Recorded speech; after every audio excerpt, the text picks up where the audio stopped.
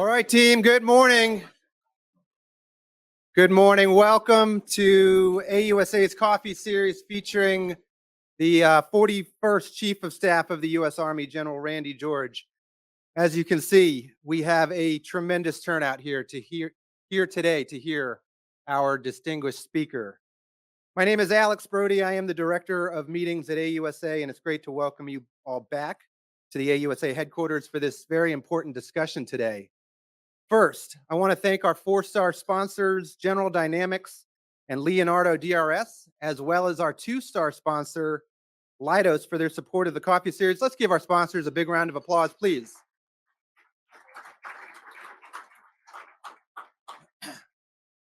Simply put, we can't do what we do without the great support of our industry partners. If you're interested in being a sponsor of one of our events, please connect with our sponsorship team, Gay Hudson or Emily Call. She is here today and is walking around. So feel free to connect with Emily if you're interested in being a sponsor at an upcoming AUSA event. We appreciate the presence of the general officers and command sergeants major joining us this morning as well. So it's great to have you here. I would also like to acknowledge the congressional staff that are here today. Your efforts on behalf of the Army, soldiers, and families are greatly appreciated. All right, with that, my 2 minutes of fame are up. So it gives me great pleasure to introduce the President and CEO for the Association of the United States Army, General Robert Brown. Thanks very much and welcome. I want to thank you in particular. We made the decision to renovate this space over the last 6 months and enlarge it, and you just justified it this morning. So thank you very much. We are crammed full, and it's going to be well worth it, and we're excited you're here. Can we get any better than getting the 41st Chief of Staff of the Army, General George? Thanks so much for joining us. Really, I thought we were just having breakfast. Yeah, I told him we were just having breakfast. He finished a few little things to do afterwards, but we're really excited you're here. Let me give you a chance for opening comments. Sure. So happy New Year to everybody. Good to see. I've seen some of you. And I hope your year's off to a good start. I guess I would start with, one of the things that we talked about a lot last year was getting recruiting straight. And I'm happy to report that I think as of yesterday, we were close to 6,400 soldiers enlisting in the month of January. So really, Wow. Really good. So we're very happy with that.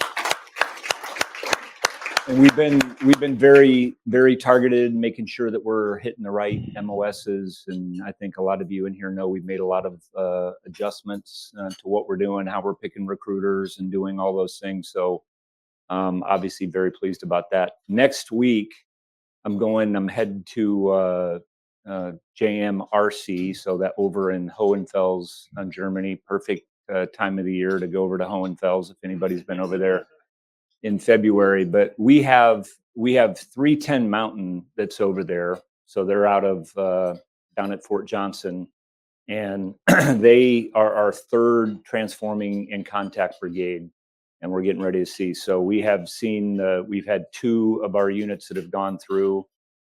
This is our third. We can talk a little bit about that. I know there'll be questions kind of about what we're doing. So I'm excited to see what they're going to do, and they are doing things different. That was part of what we were looking at doing, is go through 3 different brigades and then make some choices on where we're looking at for force structure, how we're going to change things. And like we say in the Army inside our formations is, we're learning a lot from what's happening in the world, but there are only lessons observed until you change how you train and operate. These units are changing how they train and operate. We're doing that really throughout the force.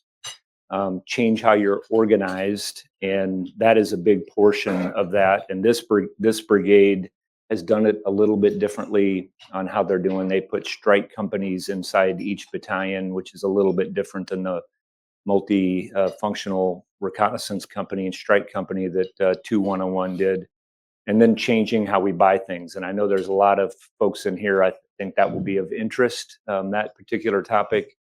And I will say that a lot of the things that we have purchased for 3rd Brigade, 10th Mountain, they're different than what we purchased for the 1st. We got Rob Collins. So I get any really tough acquisition questions, he's right up front here. But we are purchasing different things, and that gets a lot to just the speed of technology and what's changing. So when all this gets finished, what we're going to do is TRADOC owes us feedback here in March on a force design update, and what we're going to look at to how we're going to start changing our formations. So we'll gather all the leaders in the Army together. This is what's new to us too, and I talk a lot about process change. I think when we first started talking about this, everybody says, hey, it takes 3 years to do a force design update. And, we all, got together at the 4-Star conference for a bunch of us last October and said, okay, you've got 6 months. Let's figure out how we're going to, adapt. And there's really no reason why we can't go faster in a lot of that.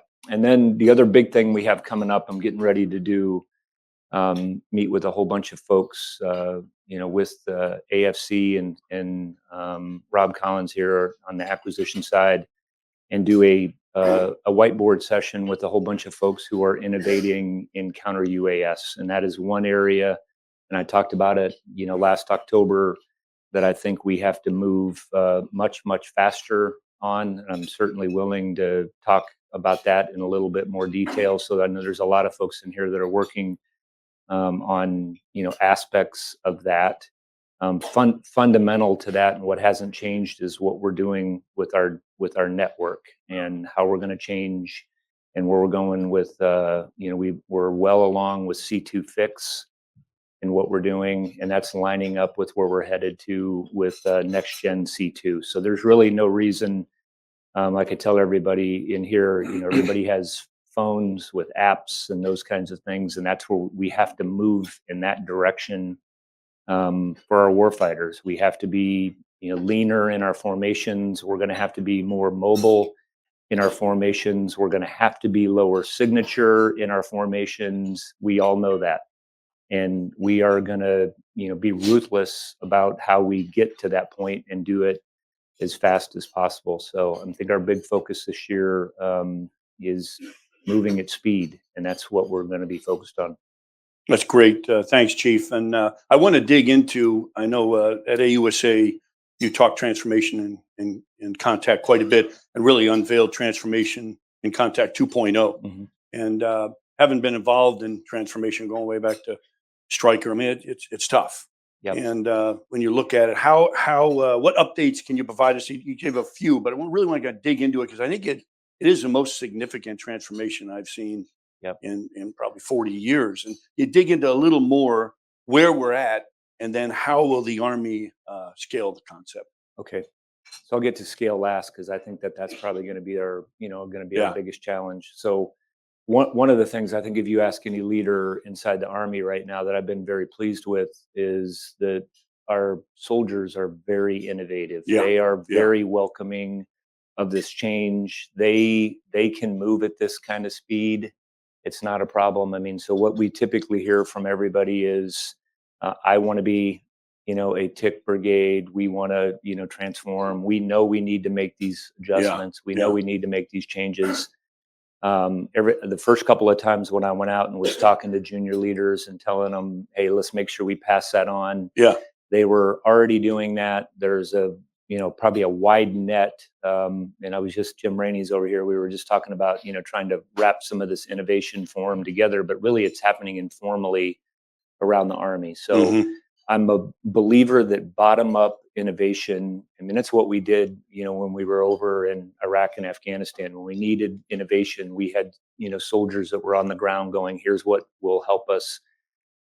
So that is working really, really well. I think, our challenges really are the processes that we have back here, to support, well, that's what I was going to say. to support all of that. And what we have done with, the big challenge with TIC 1.0 was we were basically doing things in the year of execution. Yeah.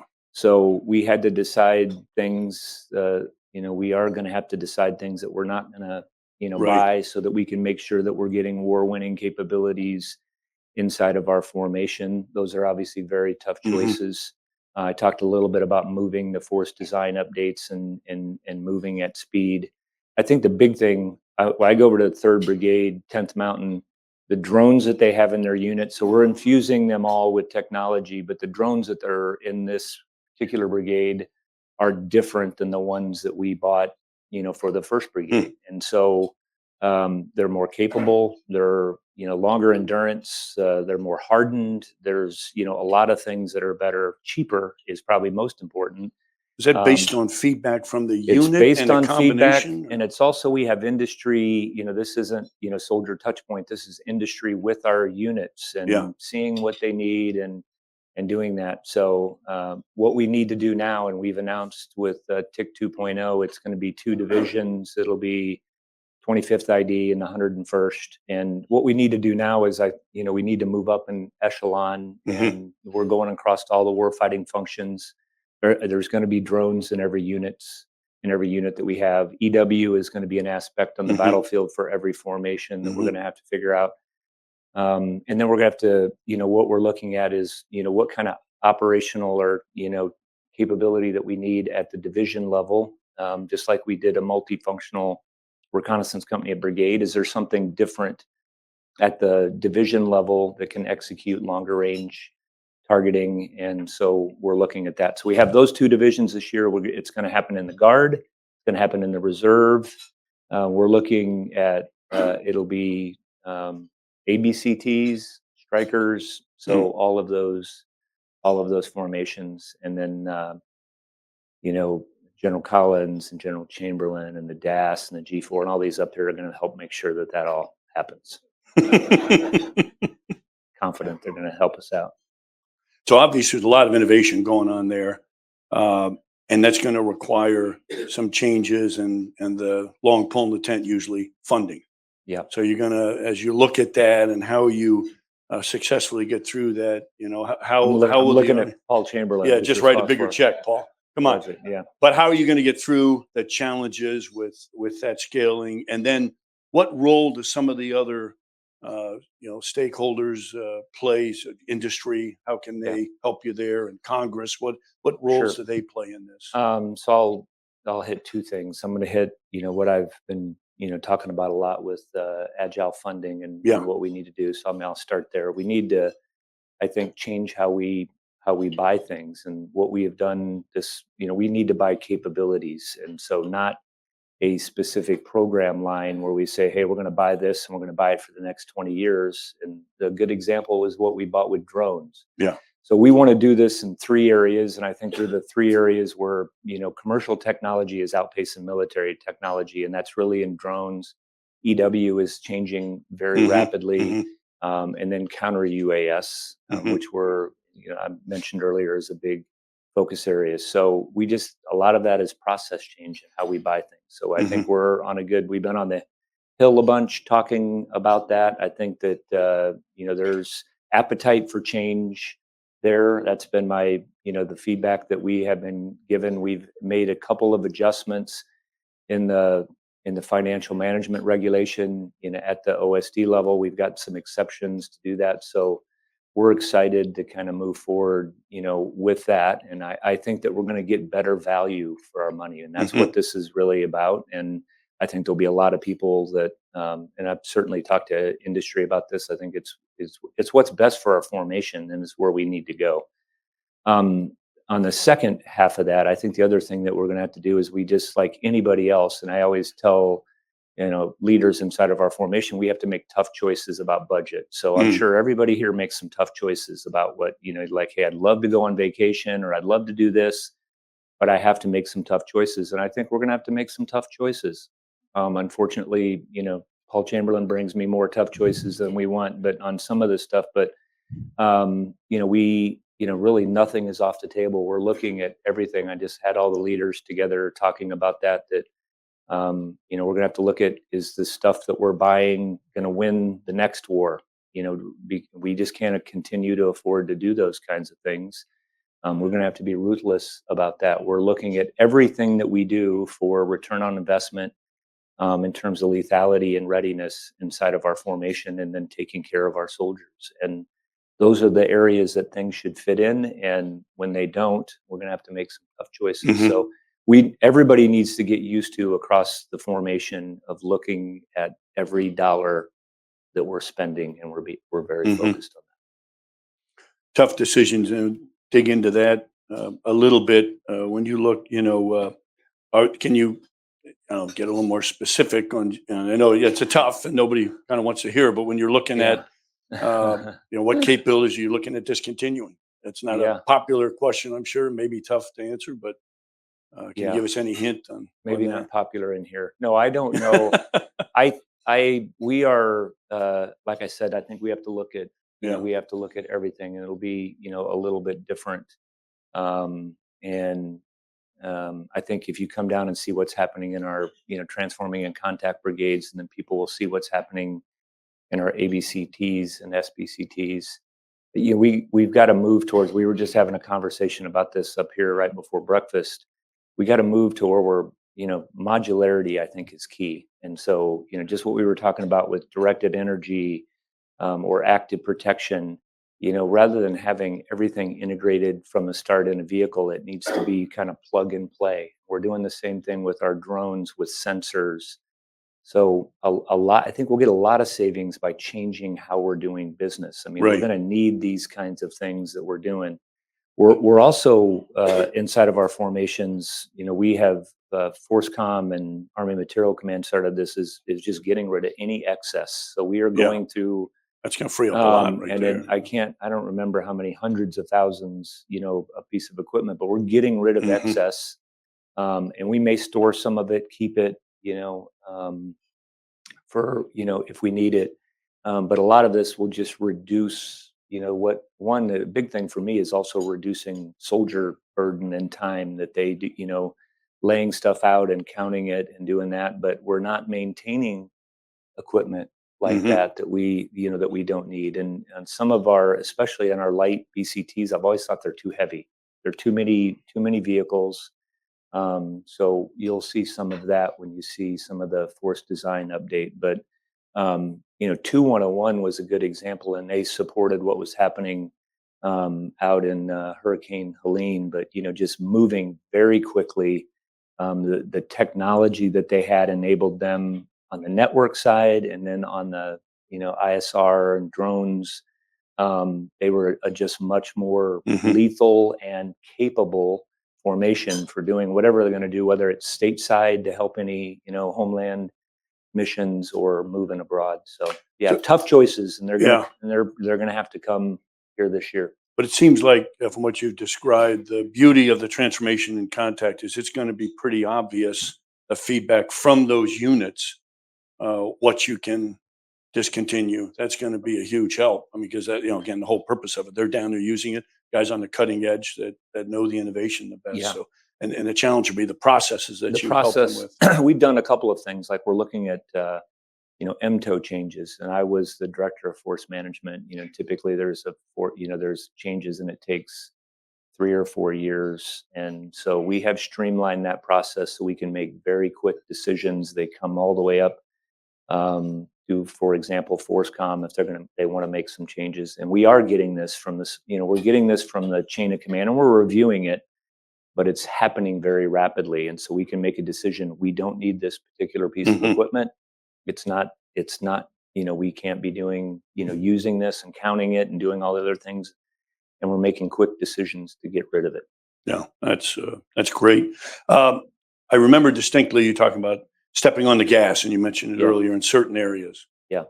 Can you comment on how you're getting at that with the Sure. uncrewed systems, Yeah. with the operational transformation, and then of course the industrial base Yeah. issues? I think those are the areas you comment on. So one of the things that I just want to mention that we are, continuing, this is from initially was stepping on the gas, is that, one of the foundational elements for us, on the operational side is certainly our network. Mhm. And so, you will see, and I think we're gonna do again out at Project Convergence another next generation. But we are moving very rapidly. I think we're gonna do that a little bit different so that we open that up to a lot more folks.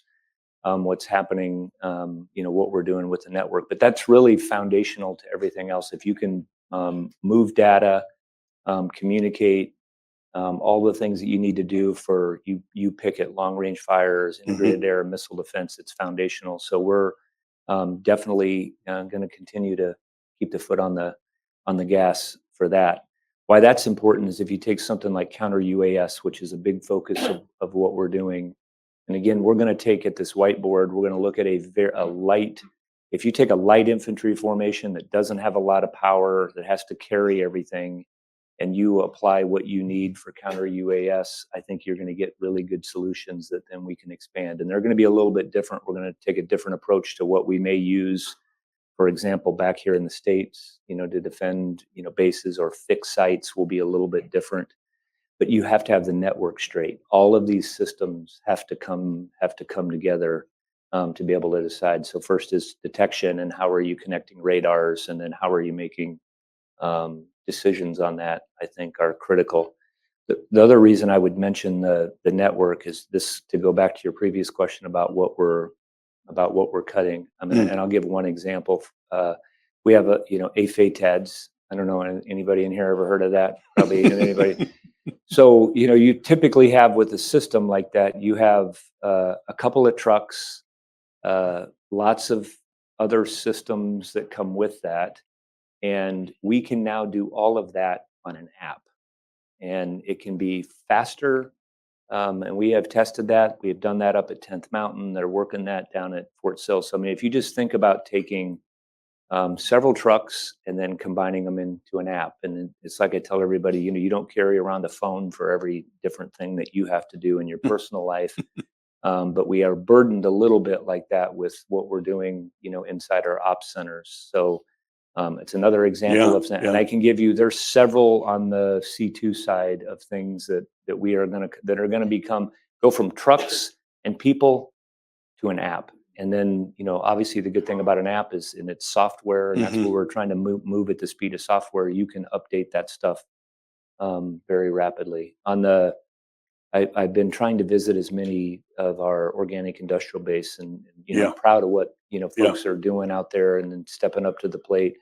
ASALT has had a big effort, and the whole idea here is that if you can take, this is about automation and automating, what we're doing. And we've done a lot of that in the, for 155s. So we have the same workforce that you can produce 3 or 4 times as much. And so you can scale your production and keep the same workforce. So, if it was me, the other thing I would like to do is stockpile certain things to make sure that we have them. So, we're going to, I think we have to look at all of those things and make sure, that we're continuing to build our magazine depth, but a big focus.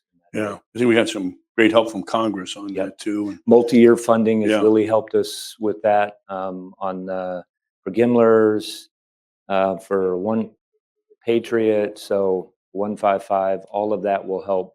Helps industry, obviously, which helps us. Right. So thanks, Chief. A great rundown on transformation, and we'll get your questions ready. I know he's got a few more to dig into, but I really appreciate that update, and it's so critical. And when you're transforming, you're changing those processes out there, and so it helps to keep focus on what's the mission and the purpose we have. And so as we this year, our 250th celebration of the Army, before we had a nation, and I know one of your 4th priorities was the Army profession. Yeah. How are you getting at the Army profession, particularly in this year where you could argue we wouldn't have a nation if we didn't have an Army, and how important that profession is? So you're all invited to our birthday party. It's on the It's on the 14th of June. We promised to have plenty of cake for everybody. So I think I want to start with everybody. A lot of some of the other services have to buy equipment, and then they, man the equipment, and we equip the soldier. And so another really big focus for us right now is figuring out what we need to do to change how we train people. And that, that kind of runs the gamut. And, we were just out, we met with the president of ASU here recently. So we're going out to, we have partnerships, for example, with the University of Kansas and what we're doing with the Harding Project. So a lot of this is learning, again, from what's happening out there. But we are looking at what kind of people skills I think we need to do. I was down at Fort Gregg Adams yesterday, down to our CASCOM and figuring out how we're training. So they're 3D printing down there. They're using virtual reality glasses. There's things that, right now in commercial industry where you can basically equip maintainers and they will have everything that they need to know. It's telemaintenance, those kinds of things. So some of that is equipment, but it's a lot of that is training our people differently and how to use some of those things. We're looking at what kind of skill sets we need inside of our formations. We were talking about master drone, or robot operators at the company level, tech integrators, maybe it's a senior NCO or a warrant officer at the battalion level. We're looking, at what kind of people skills that we need differently. And then, back to the ASU example is how do we train people, not necessarily all brick and mortar, but what are the things that we can do through the technology that's available so that people have more time in home station or they can continue to learn or reach back for these things while they're deployed. So that's, I think a big focus. And we've spent a lot of time out there with General Beagle and with TRADOC trying to figure out how we're going to make those adjustments. I'm getting ready to meet our Harding project, and very proud of what they've done. What we're trying to do basically is get our, rather than have everybody write about their profession on social media which, they're welcome to do that, but also make sure that it was captured. People were writing.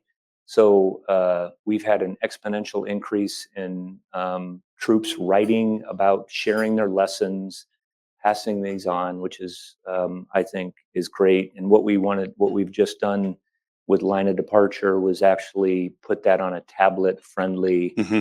I don't know how many people in here still get a newspaper, but most people probably don't. And you're reading stuff on a tablet, and we wanted to make all of that tablet friendly so that people can go and use the resources that are on there. So, and then here in the next couple of months, as part of our 250th birthday, we're getting ready to release FM1 about our profession. And this was a book. And I will tell you when it comes out, it's I think you've seen a little bit of it. The draft, yeah. It's fantastic. It's not boring doctrine. Yeah, I mean, I believe that really tells the and it is story. supposed to be doctrine, but I don't think people will read it that way. Right. But it talks about our profession, and it was written for new lieutenants that are newly commissioned. It's written for NCOs. That was the target audience that we have written this for. But talks about our profession, and our culture, warrior culture, what we do for our country, and a little bit about the Army, explaining that. So I think anybody will pick this up and go, "Wow, powerful stories." I've heard that. So I think it's coming out this spring. I'd give you a date if I had one, but it's coming out this spring. But I'm excited to to get it out there. It's terrific. I mean, honestly, someone asks you to review doctrine, you kind of go, "Oh, okay, I'll suffer through this." I couldn't put it down. There's the story, very powerful, and I think it's a tremendous way to get the word out. Just digging out, we had a Harding. Some of them are still here. Some of the Harding fellows and General Dubik here yesterday, a writing workshop, and that is just an incredible initiative. The generations that, quite honestly, writing had sort of faded away, and they tweet, they text, but the writing part and to see their input and stuff, it's fascinating. Really, what a profession needs and does. Yeah. So, hats off. Just one of our big authors. I mean, Command Sergeant Major Brian Hester is sitting over here. We have had, that's, like I said, it's everybody across the formation, and I've appreciated what our leaders are doing to kind of set the example there. Well, and you brought the journals back from the branches, which had faded and were so important. So we picked, everybody we picked one junior officer to kind of lead that. And actually we're thinning some of that down, and technology, we can do that better. I think I mentioned we're sending them to a year to University of Kansas. So it'll be a good experience for them, and then they can give back to us. That's great. Well, you've been in the job about a year and a half, which, time flies. Seems amazing to me, but you have the unique perspective. You're all over the place, more than anybody else. You visit so many different units around. You said you're heading out here soon to see 310. But I'd just like to, so in these travels and what you've seen, and, you're seeing the highest levels in the Pentagon, and then out on the ground with the troops. What what observations do you have for Yeah. us? And what would you, comments from that I think no one else would have that perspective about our Um, Army. I would say we need to go faster. I mean, that would be my number one, every time I go out and I look at things, people, I think we need to go faster. So one of the best parts about this job, probably the best, is getting out and getting to interact with troops and see what they're doing. And that's pretty much the consistent message, Yeah. from Is them it cutting the as bureaucracy? well. Yeah, and I think Yeah. we're working on that. There's things that we mentioned up front that are Yeah. a challenge, but I think it's important that we move a little bit quicker. But I'm impressed with the innovative spirit. One of the things that we're actually talking about here is how do we, capture all that and make sure we don't have thousand flowers blooming, and we're trying to get our hands around, organizing that a little bit better. But I'm proud of what Army's is really busy. Right now they're doing, really good things, Yeah. really around the world, and learning from them. And I think that this, bottom up Yeah. innovation is helping our whole Army, I think, move forward. And I'm proud of what they're doing. That's awesome. Let's go to questions. Alex. Good morning, sir. Captain Olivia Lynch, currently a Bradley Fellow at Georgetown. Sir, I had the privilege of participating in PC-22 and recently read the book Unit X, which has focused my attention on acquisitions and modernizing the force with new technology that works for the warfighter. Given the rapid technological advancements highlighted in Unit X, how, if at all, is the Army planning to accelerate the integration of cutting-edge Silicon Valley innovations, such as AI-powered drones or launched effects, into our existing force structure and new large-scale combat operations doctrine, while maintaining our focus on continuous transformation? Okay. I don't know what you're doing after you finish with your fellowship, but you might be coming to the Pentagon to help. Okay. All right. Yeah, I mentioned this a little bit. I mean, I think what's different today than maybe it was 5 years, 10 years, I think, is that commercial technology is just outpacing, what we can get stuff that's Yeah. much better and it's moving. There's, dual use technology that I think, drones is a perfect example of this. So I think the biggest thing we have to get after is process change. I mean, and one of the things that I'm, that even the Congress is talking about that with different things, and we got to be having a discussion with them. But I think I'll give you a couple of other examples. We're changing how we did, and if everybody's seen what AFC has put out, Army's Futures Command, for how we write requirements. So typically you write a requirement and, we've written it so nothing will go bad in 30 years. And we've written it and it's this big. I remember asking for, a requirement. And we're doing characterization of need, which basically says, here's the problem we're trying to solve, and we need everybody's help. We post it out there, people comment on it, they tell us, because oftentimes what will happen out there in that commercial sector, and you were mentioning a whole bunch of things that are happening out in Silicon Valley, they can tell us how to solve a problem that we maybe were not considering, that would help us and to move faster. And that's kind of the idea of inviting them into our formations, bringing them out to project convergence so they can show what we're doing. I think the biggest challenge, again, is buying capabilities and not buying, a specific, that we would buy a drone, like we have done, and 25 years later we're still flying the drone because it's a program of record. So we have to buy capability, and we have to be able to move from, next year. I use the tick example because the drones that I'm going to see next week are much more capable and they're cheaper. And so we just can't lock ourselves into those kinds of things. And then when you get to the Pentagon, you'll be able to help us figure out some other ways. Figure that out. Hello, sir. Major Robert Rose from 4th SFAB. I'm a Dubik Write-In Fellow and was here to attend the AUSA Write-In Conference. So I'd like to ask about kind of what might be impeding that bottom-up innovation and how we can move faster. And something that I worry about is how can we give soldiers specific problems to innovate against, as well as time to innovate against them? For example, in the 101st, could we be provided, the specific problem set of how do we reinforce the Baltic defense line, or for the 25th ID, how to defend a beach in Taiwan. And then given those specific problems, is there any way to give then more time to innovate against those problems through something like regimental or divisional system of assignment? Okay, there's a lot there. I want to say first, before on innovation, there was a sergeant major that stood up when I was out talking to a bunch of commanders that said, it's not a tick formation. There's a lot you can do inside your formation to change how you, without even the technology that I think that you need to be really focused on. We still need to be very physically fit. We still need to be, disciplined in our formation. We still need to be really good at the basics, masters of the basics. So I tell every unit, you got to start there, and you can change some other things. We have these innovation labs, I think, at almost every installation. I don't think there's not one that's an innovation lab. They are very focused on specific problems. I mean, it's a good thing. We'll go back and, I give you an example, like down at 20th Engineers for Sand Hills, they're very focused on breaching. And when I was down at the Marne Innovation Lab, they're very focused on their mission. Part of what we're doing with transforming in contact and why we're doing it, rotation in Europe, rotation in the Pacific. We're also doing counter UAS, transforming in contact in the Middle East, is because it's different in different environments. And, another example is we have found things that may work down at Fort Johnson that did not work in the Philippines because of humidity when we were over there on an exercise. So I think like I said, I think that we're doing pretty good. On innovating, around the formation.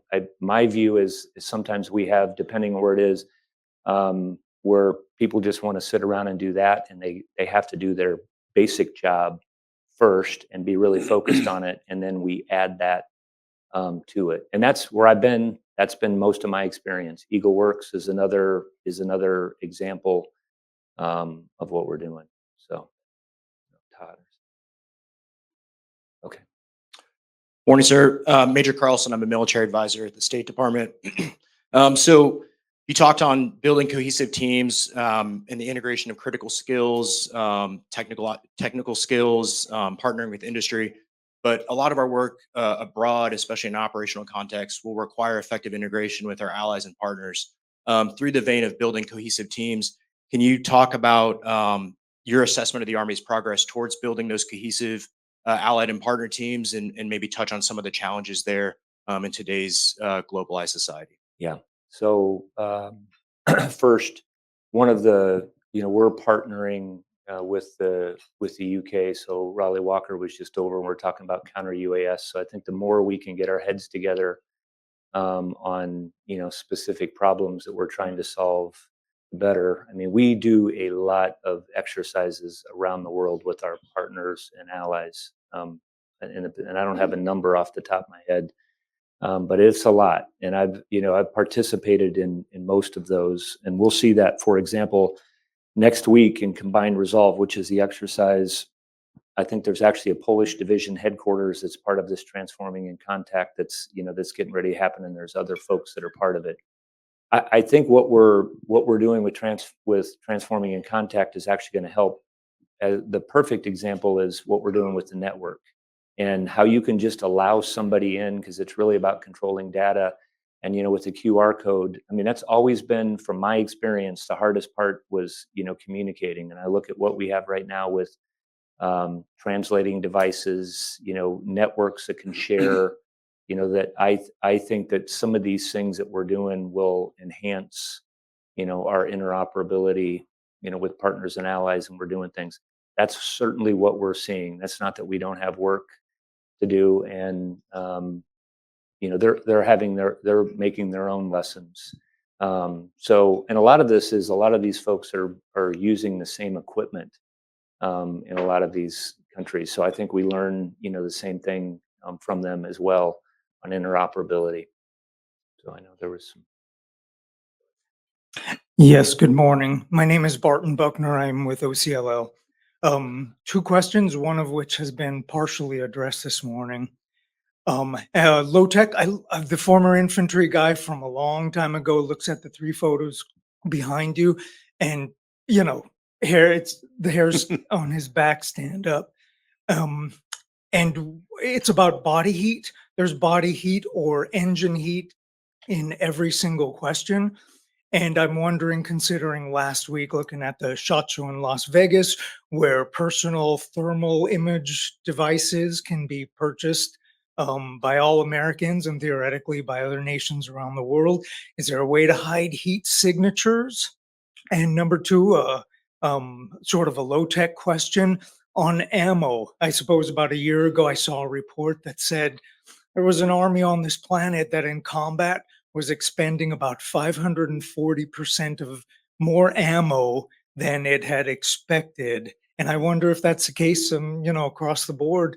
I know, it would have taken very little heat, very little fear for this infantry guy at the end of the Cold War to expend all 210 rounds of ammo in his, small pouches. I'm wondering, you spoke of multi-year funding, which helps. Is there a way to cover that end as well? Thank you in advance. Okay.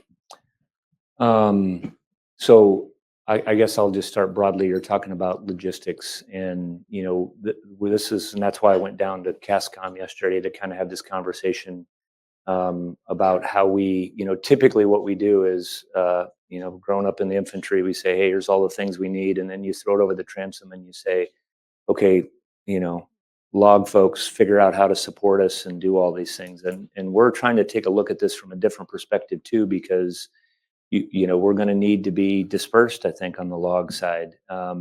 I will tell you, one of the vehicles that, like the ISV that we have, it was day 8 that I think that I was at JRTC. They had not had to refuel yet. I think you remember that from being down there. We're now, we're looking at hybrid electric because it will, even increase that. It'll reduce the supplies that we have to have. And it'll allow us to plug in and do different things, and it will reduce your signature, silent watch, silent approach, all those things. 310 Mountain will have some of those vehicles this time inside their formation. So I think that there's things we can do.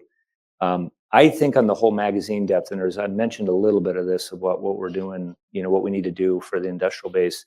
The other thing is that we talk a lot about is cost curve when it comes to how we fight. And so how you're knocking down drones and what you need, if you're doing that with either, EW or directed energy or high power microwave or doing other things like that, that I think will help reduce the load. So, I think we're looking at all of those aspects to make sure that we're, looking at it from the other end, because I think that they're going to be, we're going to be challenged by that. That's why we're interested in reducing the vehicles and not having 2 vehicles for AFATADs when you can have an app.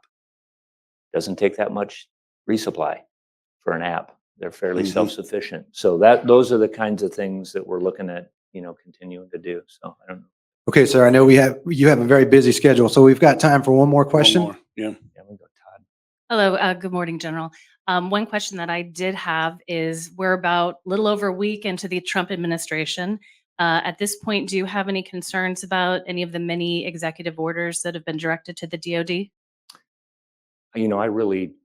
I don't. I think we're very focused on. I always tell everybody, it's one of the things that we do in the military as far as transitions. We're there's going to be some policy decisions, and you didn't give any kind of specifics, but we're working through all of that stuff just like we normally do. And I think you hear from this morning, we're really focused and haven't had any difference. Really focused on what we need to do to transform the Army, really focused on what we need to do, to get after the network and do those things. And that's what we're continuing to focus on. Chief, thanks for being here. Really Go ahead, appreciate it. Go ahead, Todd. One more? All right.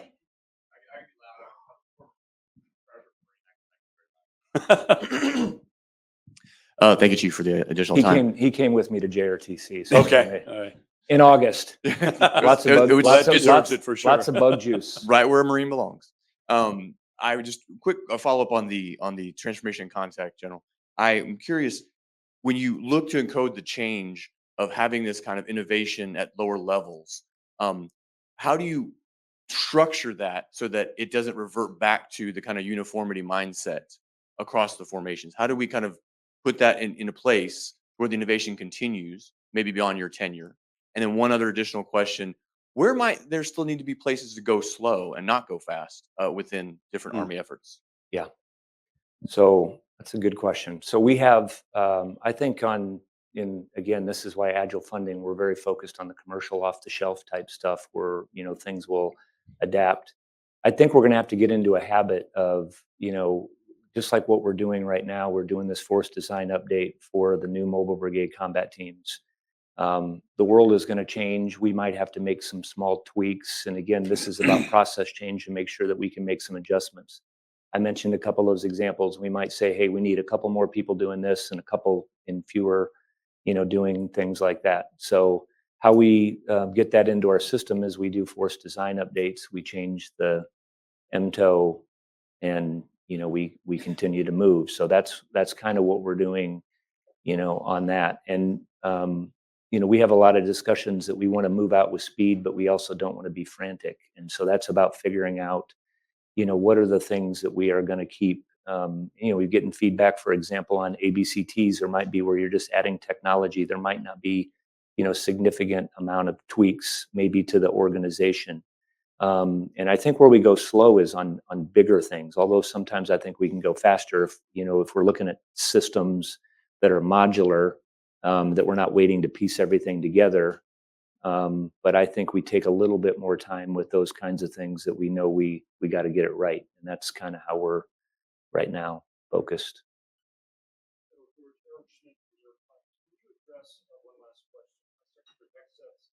Decision last night to remove the security detail for General Milley, revoke his security clearance, ordered IG investigation of his conduct as chairman. He obviously is a former Army Chief of Staff. I want to get your personal reaction to that. What kind of chilling effect do you think this had on senior officers working for Secretary at the administration? Yeah. So I'm not going to comment on that. Obviously, Eric, I don't know, all the besides, specifically, what's been read. And again, I think what we're going to continue to do is just what I've been explaining here this morning. I know we're not going to be chilled to making sure our formations are more lethal, continuing the things that we need to do to transform and make changes, and we're going to be focused on doing that. And I know that's where the staff is focused on that as well. Chief, Okay. thanks for Thank a you. great rundown. Yep. Really appreciate it. Yeah, thanks.